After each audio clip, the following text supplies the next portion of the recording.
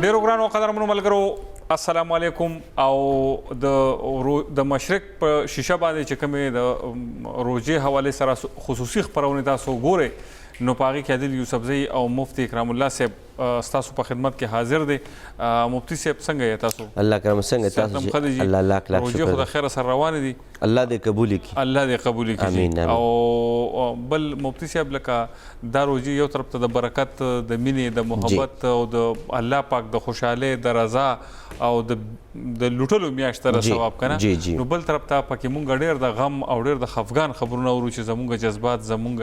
غوسه هغه زمونږ په کنټرول کې نه او هغه دغه مونږ په روژه باندې لګو کنه چې بس روژه مې ونه بس نو چې لکه دا د هر یو بد کار چې هغه زما په قابو کې یا زما غوسه زما په قابو کې نه ده او خپل غلطي په روژه باندې ورړم چیرې دا د روژې د لاسه داسې وشي. زه هم په دې په انسان ګناهګاري کې نه ډېر زیات چې لکه روژه خو خدای پاک دی او ثواب او د خپل د رضا دپاره یو ډېر زبردست دغه رالیږلی دی او مونږ خپله ګناه چې کوم ده نو هغه په روژه باندې ورړو. بالکل عادل بھائی، اصل کې بنیادي مسله څه ده؟ بنیادي مسله دا ده چې انسان د بهانو تلاش کوي. دا لوږه او تنده آیا داسې موږ باندې ورځ شپې نه راغلي چې په هغې کې مونږ سار نه خوراک نه کړې څه وجوهاتو بنیاد باندې؟ بالکل. خو لیکن که چېرې هغه لوږه او تندې ته مونږ روژه ووایو نو داسې خو ډېرې ورځې شپې تېرې شوي چې هغې کې مونږ لوږه او تنده تېره کړې ده، خو مونږ دغې لوږې او تندې ته مونږ نسبت ونه کړو چې هره مونږ د دې د وجې نه داسې وو. اصل کې انسان مزاج دا دی چې د ملامتیا زما نه واوړي او په بل چا باندې پرېوځي. نو مونږ که چېرې یو کمې زیاتې کمه غوسه کم څه کوو نو زمونږ انساني فطرت دا دی چې د ملامتیا ما نه اوچته شي په بل باندې ورواړئ.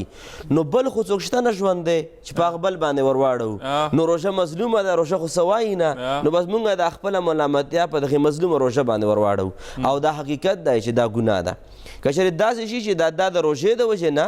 روژه خو صبر ظلم کوي په انسان باندې، نعوذ بالله. نه ظلم ولې کوي؟ لیس للظلام للعبید. قرآن کریم الله فرمایي چې الله پاک بېشک الله پاک نه دی بندګانو باندې چېرته ظلم وکړي. نو غرض دا چې د انسان په فطرت کې داسې سپروت دی چې ملامتیا دوه ماشومان دي او سره لګیا یي لوبو کې لګیا یي پیاله چا نه پرېوتې د یو نه یي پاړئ په بل باندې. دا د انسان فطرت کې داسې سپروت دی. نو انسان چې کله غلطیانې وکړي نو په ما او تا باندې خو راړولی نه شي، خو لنډ ووایي دا بس روژه مو وپوی نه شومه. نو چې روژه وپوی نه شومه نو دا ملامتیا یې په روژه باندې ورواړوله. روژه خو تاله خیر درکړو، په کار چې ته دا کارونه تا په کوژه کې کولی په روژه کې ده نه کولی، ځکه چې روژه خو تاله د خیر دعوت درکوي. نو دې نه دا پته لګي چې دا روژه مظلومه ده، د انسان په خپله باندې ظالم دی. نو ستاسو خبره بالکل درسته، دا ګناه ده او دا دا په مقدس عبادت باندې ورچو چې دا د دې د وجې نه ده. بعضې اوقات انسان څه بیماري شکایت لري، یاره بس والله چې روژه را باندې تېره شوه خو ډېره ګران را باندې تېره شو ځکه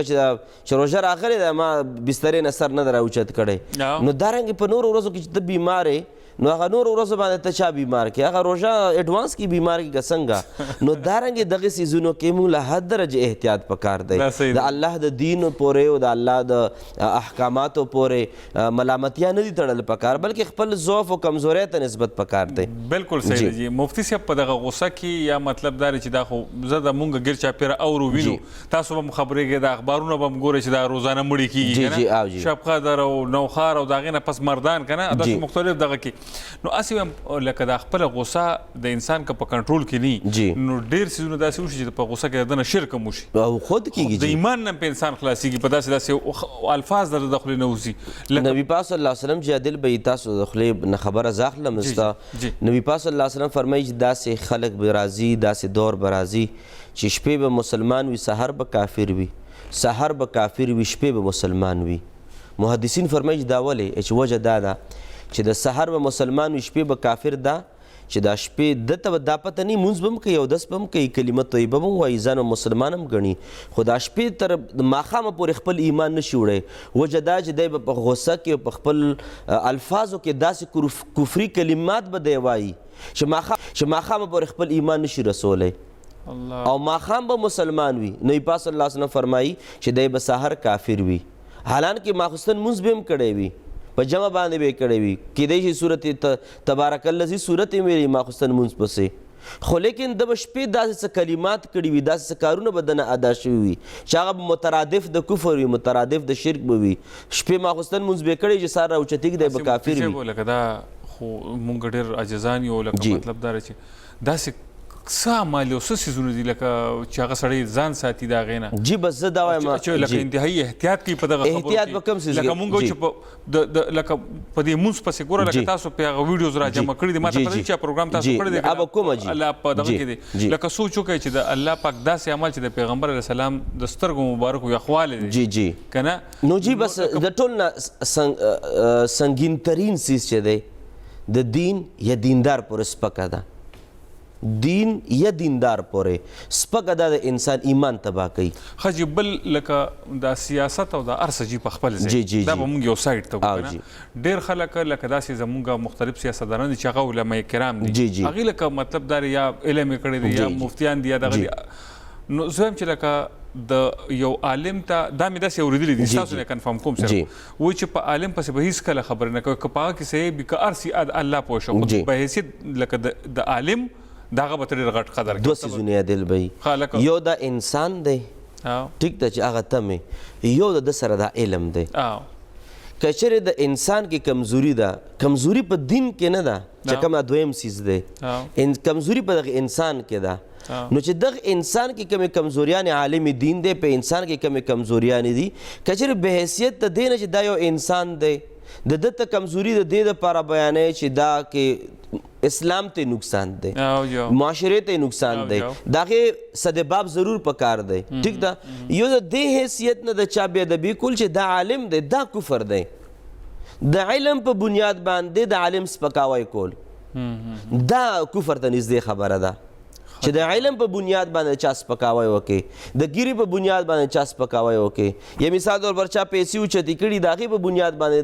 د انسان چې کوم د سنتو کوم الله حکم دی یا د پیغمبر اسلام سنت دی او د هغې په بنیاد تر هغه انسان سپکاوی وکړي، انسان سپکاوی وکړي یا د سنت سپکاوی وکړي یا دین د احکاماتو سپکاوی وکړي، د دې حیثیت نه چې دا دین دی دا کفر دی. او پاتې شو چې مثال طور پر چا کې یو عالم دی یا مثال طور پر داسې نور څوک خلک دي په هغې کې داسې کمزوریانې موجود وي، نو د هغې دپاره هم څه آداب ضرور شته، هغې دپاره هم څه اصول ضرور شته چې مخالفت برای اصلاح پکار دی، مخالفت برای تنقید نه دی پکار. یعنی مطلب دی چې یو کس دی او ته پښتانه وایي چې یو کس در له ګیره په لاس کې در کابل ته د مونډه وویسته بل مونډه وویسته، نو هغه پښتو متل په همدې ځای کې ویلی دي چې یو انسان دی هغه ته یو کس رانیسې نو ته دې دپاره مه رانیسه چې په شرمونو باندې وشرموي، د هغه بېعزتي وکړې، د هغې احترامات په معاشره کې دي په هغې هغه په داو باندې ولګوئ، داسې بېعزتي مه کوه، ته تنقید کولی شې برای اصلاح. او چې کم په سیاست کې کم تنقیدونه دي زه نشم ویلی خپله رایه مطابق چې هغه تنقید دپاره د اصلاح وي، هغه تنقید برای تنقید وي، هغه تنقید برای اصلاح نه وي. زه یو قسم داسې زه په چا باندې رایه نه ورکوم چې فلانکي کس تنقید کړی دی په فلانکي سیاسي پارټي باندې یا فلانکي عالم تنقید کړی دی او هغه سیاستدانانو په فلانکي عالم باندې کړی، هغه تنقید برای اصلاح نه وي. زما خپله تجزیه دا ده چې تنقید برای اصلاح نه سیاستدان چرته کړی دی او نه چرته عالم دین چې کوم سیاستدان دی په بل عالم دین یا په بل باندې یا سیاستدان باندې کړی، برای اصلاحي چا هم نه دی کړی. هر چا سره د خپلو شملو غم دی چې د ما هغه والا د خرڅ شي. نو بهر دا چې هغه یو ځان له موضوع هغې سره مونږ کار نشته، خو بهرحال دا چې ما گزارش دا دی چې کوم حدیث پاک راځي نبی پاک صلی الله علیه وسلم فرمایي شپې به مسلمان وي سحر کافر، سحر به مسلمان وي شپې کافر. هغې کې انسان نه غلطیانې کېږي په دې باندې چې انسان د کفري کلمات وباسي او خاص کر زنانه په دې کې لګې د سړو په نسبت باندې په بعض څیزونو کې سړي ډېر زیات مخکې دي او بعض څیزونو کې زنانه بریک نه نیسي چې کفري کلمات چې دا زنانه ډېر زیات وایي. الله زه دې لیدلی یم، الله ما بچی د لیدلی یا الله ماله مرګ راولې نو پاتې شو د مرګ په حوالې باندې یو خبره زه وکړم ستاسو خبر مرګ دپاره دعا کول، مرګ دپاره دعا کول دوه حیثیت لري. که یو ښځه وایي یو سړی وایي څوک وایي چې الله ماله مرګ راولې، نو که چېرې د دې دپاره د مرګ نبي پاک صلی الله علیه وسلم اول خو حدیث پاک کې راځي نبي پاک صلی الله علیه وسلم فرمایي چې تاسو د مرګ تمنا مه کوئ، یو د مرګ تمنا ده یو د شهادت تمنا ده. شهادت تمنا نبی پاک په خپله فرمایلی ده او موږ ته یې حکم فرمایي چې شهادت تمنا کوئ. او نبی پاک فرمایي څوک شهادت تمنا وکړي چې الله ماله مرګ د شهادت راکړي او دی به کټ د بسترې په کټ باندې د کټ په بسترې باندې مړ شوم دی به د شهیدانو په صف کې راوچتېږي ځکه چې د شهادت دعا غوښتې وه. بستره باندې مړ شوم د به شهیدانو سره راوچتېږي. یو د مرګ تمنا کول دي. نو د مرګ تمنا دوه حیثیت دی، یا د حالاتو نه تنګې یا د بیمارۍ نه تنګې یا غربت نه تنګې. مفتي صاحب تاسو خبره کوئ خو لکه که روزانه نو په دویم ورځ دا خبرې چې په پلان کې کې مور ولګېده او بچو له زهر ورکړه او جی یا لورانې خرڅې کې وغیره وغیره داسې مختلف قسمه پلار ولګي ټول چې کوم دي بچي ولي. او جی داسې نو دارنګې د مرګ تمنا د حالاتو بنیاد باندې پاک صلی الله علیه وسلم منې فرمایلی ده. حرامه ده چې څوک د حالاتو نه راتنګ شي او د مرګ دعا کوي د دپاره دا دعا کول د مرګ دعا کول دا حرامه دي. نو دارنګه چې کومې زنانه دي یا کم سړي دي قرضونو نه د تکلیفاتو نه د ښځې د خاوند نه او خاص کر د خواښې او د انګور نه دا مسایل ډېر زیات دي راتنګ شي چې الله بس ما واخلې. په دې صورت کې دا دعا کول چې دا بالکل ناروا دي. البته یو صورت کې دعا د مرګ کول جایز دي چې کله د انسان ایمان او اسلام ته خطر وي هغه وخت کې دا بیا دعا کولی شي. لکه امام بخاری رحمت الله علیه چې کله ځمکه پراتنګه شوه او هر طرف ته مخالفینو دی پیدا شول. امام بخاری په خپله دا حدیث مبارکه روایت کوي هم، خو چې کله بیا دا ځمکه پراتنګه شوه د ایمان او د علم او د اعمالو خطره شوه نو بیا دعا او چې رب کریمه بس نور به ما باندې ځمکه راتنګه شوه ما نور واخلې. بیا د داسې ایمان چې کله په کوم ځای کې د ایمان خطر وي، کوم ځای کې د اسلام خطر وي، کوم ځای کې د اعمال صالحه او خطر وي، هغې وخت کې بیا د مرګ دعا کولی شي. امام بخاري رحمت الله علیه خبره تاسو کوئ دغه وخت کې داسې څه حالاتو لکه مونږ به پوه شو جي هغه زه به داسې ووایم جي چې د هر دور کې د حق پرستو په خلاف باندې فتنې راوچتې شوي وي، څه باغیان راوچت شي. نو امام بخاري رحمت الله علیه یو ځان له لوی تاریخ دی د هغه مبارک چې کوم شخصیت دی الله پاک ولا یو او عادل به دا په سترګو باندې ړوند پیدا شوی امام بخاری صاحب او مور دعا کوله په تهجد کې الله دا یو بچی مې دم په سترګو ړوند دی. ابراهیم علیه السلام ولا خوب کې راغی ورته چې ستا د الله ژړا قبوله کړه الله به وله صحت ورکړي. چې مور سهار راویښه شوه امام بخاري سترګې چې د رحمت الله علیه سترګې بینا شوې او چې بیا بیا شوې نو الله وله داسې بینایي ورکړه چې نن ورځې پورې د علم بینایي وله الله پاک ورکړه. نو بهرحال د هغه مبارک مخالفین ډېر زیات وو ولې تېره ورځ باندې موږ عرض ونه کړو چې دا ګیره به حضرت علی شریف خدا رضی الله تعالی عنه راونیوه او یې فرمایل چې دا ګیرې ته چې کله به سره کېږي هغه حالاتو واقعاتو په تناظر کې دومره تنګ شو د حالاتو نه تنګ شو که نه د بېوفایو نه تنګ شو. دارنګه امام بخاري رحمت الله علیه په کل ځمکه باندې وګرځېدو په کل ځمکه باندې ځمکې وله ځای نه ورکولو ځکه چې هر ځای کې به باغیان راوچتېدل هر ځای کې مخالفین. ښه دا هغه امام بخاري دا دی هلته مناظرې ته خلک تیار دلته مناظرې ته خلک تیار. غرض ده چې یو ځان له تفصیل مختصر ده چې اخر یې بیا سوال وکړه رب کریمه دا ځمکه ما چېرته هم نه پرېږدي دا ځمکه راباندې تنګه شوه ما له مرګ راکړې. بیا په داسې وخت کې چې کله د ایمان او د اسلام د حفاظت خبر راشي البته بیا مرګ غوښتی شي. صحیح ده جی. او بل مفتی صاحب لکه دا روژه د خیر سره روانه ده او په روژه کې مختلف اعمال او په مختلفو څیزونو باندې په مختلفو وختونو کې مونږ په ټولو باندې خبرې اترې وکړې. هغه ځان له خبره چې په ډېر په تفصیل به مونږ کړي یا د وخت کمې به یا په دغه خو ټچ کړي به مخامخ یې الحمدلله. بل دا یو ملګري پکې تپوس کړی دی چېرته د تهجد ټایم د شپې د کم ټایم نه شروع کیږي او په کم ټایم باندې ختمیږي؟ ختمېدل خو آسان دي چې کله سحر وخت داخل شي او بانګ ووایي او د شپې چې کومه اخرینۍ حصه ده شپې چې یعنی داسې ووایو کتونکو ته به دا ووایم چې دا کم وخت کې مونږ زنانه پېشمني راوچتې شي او دغې پېشمنۍ د تیاری آغاز شروع کړي بس په دې وخت کې دا تهجد وخت هم شروع کېږي. لکه مطلب دا چې یو نیمه بجه تقریبا داسې د چونکې دا درېیمه حصه د شپې د اوږدوالي او د شپې لنډوالي سره د اخري حصه کمیږي او زیاتیږي. او جی خو داسې به ووایو چې بس مونږ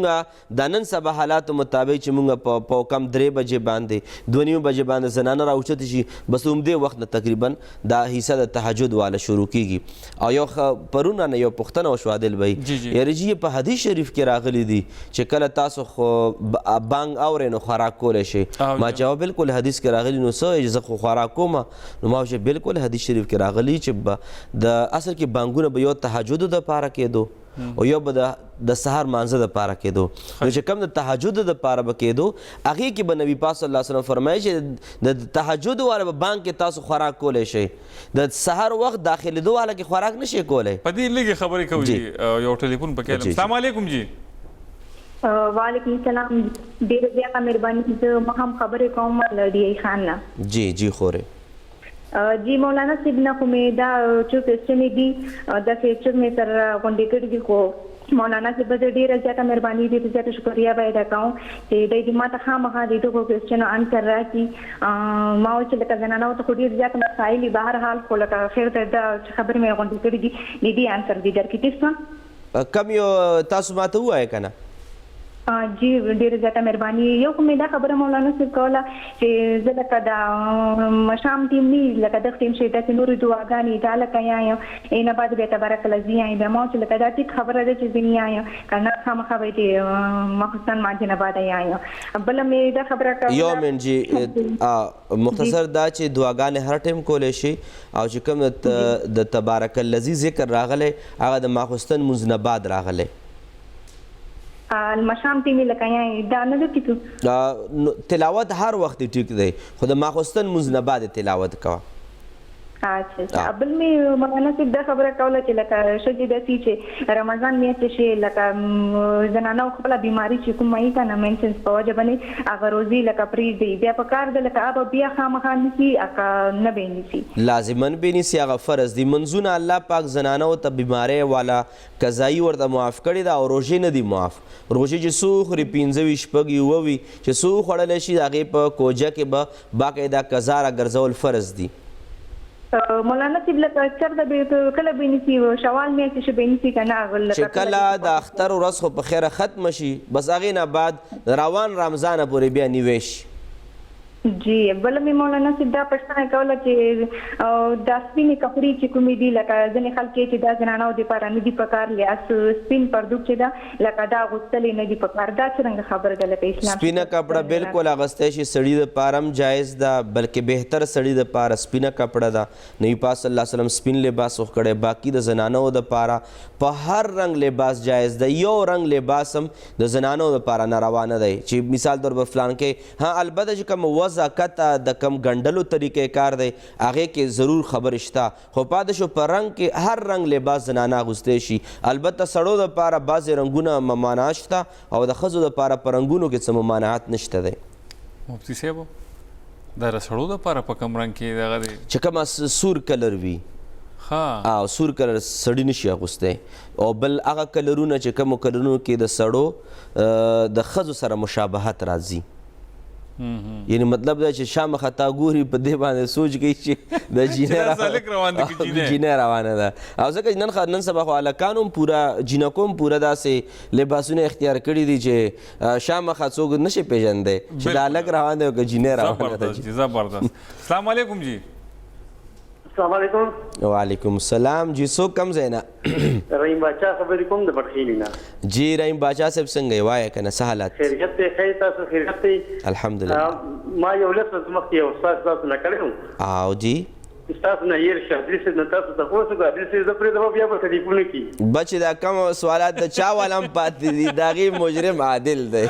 بالکل عادل صاحب نه عادل صاحب څه کار کوي چې که نه دی لیکې نه که نه جي دا اوس یې لیکم جي اوس یې لیکم دا اوس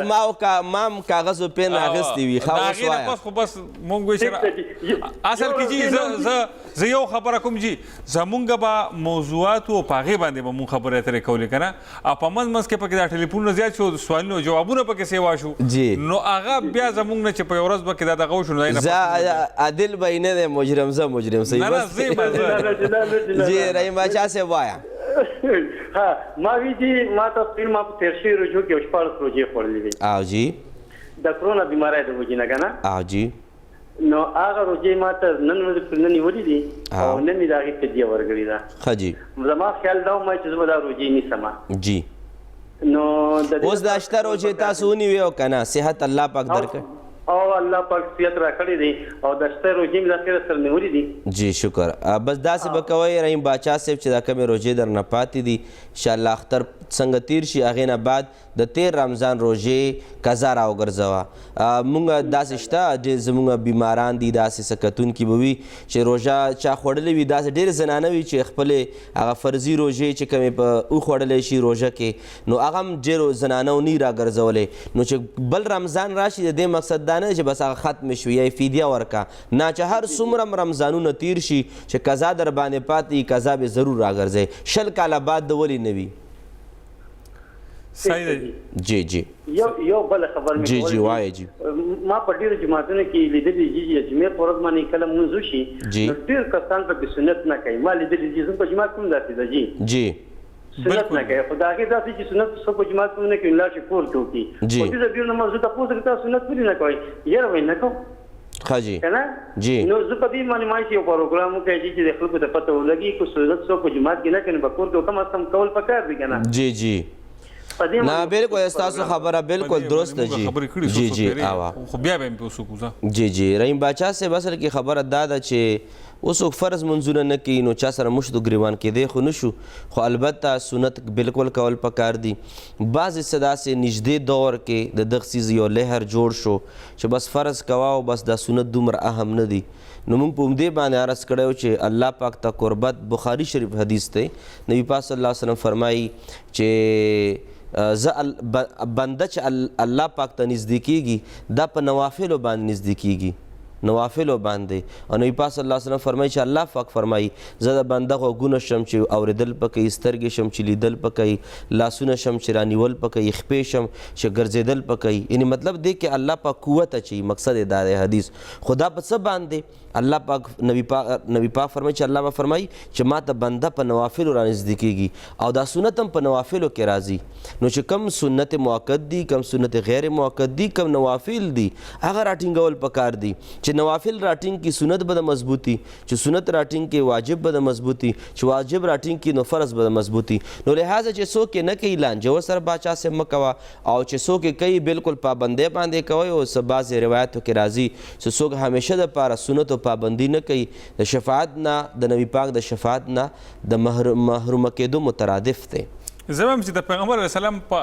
حدیثو باندې او په سنتو باندې مونږ عمل نه کوو نو بیا مونږ په دې خبر کې خو هم رانه تپوس کوي چې خبره او جیندا چې مثال طور پر چې دا مثال ګیره مونږ دومره پرېښې ده او چې دا څوک سنت نه کوي د بعضې تصور دا جوړ دی مثال طور پر دومره ګیره وې پرېښودې وي او چې دا سنت نه کومه نو بیا که چېرې بل څوک چا ګیره نه ده پرېښودې هغه پورې بیا خنداګانې کوي نو چې مثال طور پر کم سنت ته نه کوي یو سنت خو دا یې نه کوي یا مثال طور پر دا بډې نی راوچته شوي په هغې باندې وایي چا بډې نی دا به جهنم له ځي ولې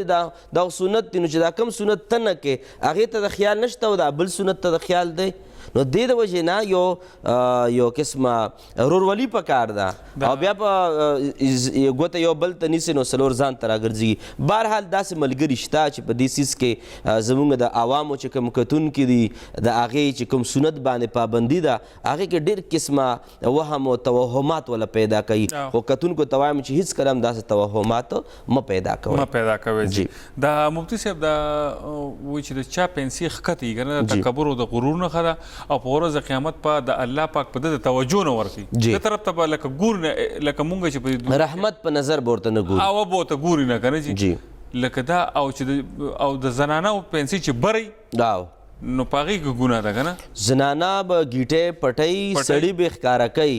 او نن سبا الټه قسمه حالات روان دي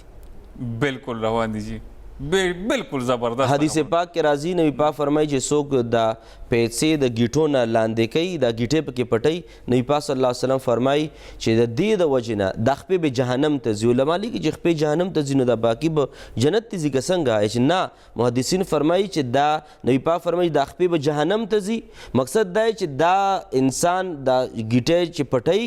دا به سبب جوړیږي انسان ته د جهنم د داخلېدو او نبی پاک صلی الله علیه وسلم د زنانو چې کومې د پنجو نه علاوه د لاسونو پنجو نه علاوه او د مخ نه علاوه د ټول بدن عورت کې راځي نو دغه عورت چې معمولی غوندې ښکاره وي هم معمولی غوندې د حرام دي د زنا مترادف دي نو اوس مونږ څه کوو مونږ یې پټو او زنانه یې ښکاره کوي نو موږ دې طرف ته لاندې ورکوزیږو جهنم ته ځو او د زنانه بره طرف ته اوچتئ نو جهنم ته ځان له کاره برابروي. بالکل دا یو اهم پیغام دی چې کتونکي ځان سره نوټ کړي. ښه جي د شانګلې لیلونی یو ډېر ښکلی کلی دی جی په شانګله کې مفتي صاحب او د هغې نه زمونږ یو کتونکی دی او ډېر په اوږده باندې راتاو شوی دی او هغه وایي چې مفتي صاحب ته زما د طرفه ډېر سلامونه او دا پروګرام د پلار نه واله او د زما د بچي پورې جی او د موره پورې ټول کور ورته مونږ ناست یو. دا پروګرام مونږ ګورو په یخ موسم کې په غر کې د نخترو په منځ کې او وایي چې لکه د روژه ماتې چې مونږ وکړو هم ورته ناست په اوس هم دا پروګرام ګورو ډېر څه مو ته زده کړه. جی مننه. نو د حسین رور ډېره زیاته مننه کوم ډېره زیاته شکریه ادا کوم او مشر والد صاحب دی و چې هغه مفتي صاحب ته ووایي چې دعا ورته کوي الله کریم د صحت سره سره ایمان کامل هم نصیب کړي. آمین آمین ثم آمین. دا بل یو ملګری دی یو سوال کړی چې په دې قبر لا دا ګلونه پیچو دغه پیچو نو دا خو لکه مطلب دا چې ګناه خو نه ده که نه مطلب دا چې دا ټیک کار دی لکه د پلار د مور قبر له چې مونږ ځو صفایي ساتو یا مطلب دا جمعې په ورځ باندې مونږ ځو یو ورځ هم ټاکلې وي داسې. اصل کې یو د مور او پلار قبر له تک دی. حدیث پاک د مسلم شریف د مشکات شریف حدیث ته نبی پاک صلی الله علیه وسلم فرمایي څوک چې د مور او د پلار قبر لځي یا د مور یا د پلار یا د دواړو د جمعې په ورځ یا جمعې په شپه باندې نبی پاک فرمایي چې دغه بچي ته که لوري ده که زوی دی که لوري ځي په پرده کې زوی داسې ترې شي نبی پاک فرمایي چې اولاد ته به الله پاک تر شي ټول ګناهونه معاف کوي چې د مور او پلار قبر لځي. پاتې شو د ګلونو اچولو خبره. ګلونو په حوالې سره فتاوی علمگیری لیکي د یو حدیث مبارک نه استدلال. نبی پاک بخاری شریف حدیث دی. نبی پاک صلی الله علیه وسلم مبارک په یو ځای باندې تېرېدو یو دوه قبرونو کې عذاب و مختصر عرض کوم. نبی پاک صلی الله علیه وسلم یو دوه شاخ مات کو یو په یو باندې کېښود لوند شاخ او بل په بل باندې شین شاخ کېښود. نبی پاک فرمایي څو ورځې دا ذکر کوي د دواړو ته به څو ورځې دا په شنه وي په دې قبرونو باندې نو دې ته به عذاب کې سپکوالی راځي. نو علما د دغې حدیث نه استدلال کوي چې که چېرې شنه ګلونه وي دارنګې چې کوم سپیلني وغیره کرلی کېږي نو دا په قبرونو باندې وي نو دا شین څیزونه ذکر کوي او دغه ذکر ثوابونه محدثین فرمایي دغې مړي ته رسېږي. چې څومره د عبرت خبره ده جی چې مونږ دغه بوټي ته محتاج شو چې لکه دا چې دې ذکر خبره جی نو چې دا که مونږ کړی وی نو مو اولې برابر خبره هم دا ده چې اول نه دا هغه پکار دی. البته یو خبره پکې دا ده دلبی چې پاتې شو آرټیفیشل چې کوم ګلونه دي دا نه دي اچول پکار. دا نه دي اچول پکار. دا بالکل نه دي اچول پکار. وخت مفتي صاحب زموږ سره ختم شو دغه چل دی چې زموږ هغه سونه نیمګړي پاتې شو. بهرحال زه مفتي صاحب بعد په پېشمنۍ کې بیا ستاسو سره ملاقات کوي. سبا مازدیګر به انشاءالله د روژه ماتي په وخت کې بیا مو مفتي صاحب کینو چې څه څیزونه پاتې شو په هغې باندې به سبا بیا بحث کوو انشاءالله که خیر. اوس موږ لره کې اجازت. روغ جوړ او خوشحاله اوسئ. د لوی الله په امان.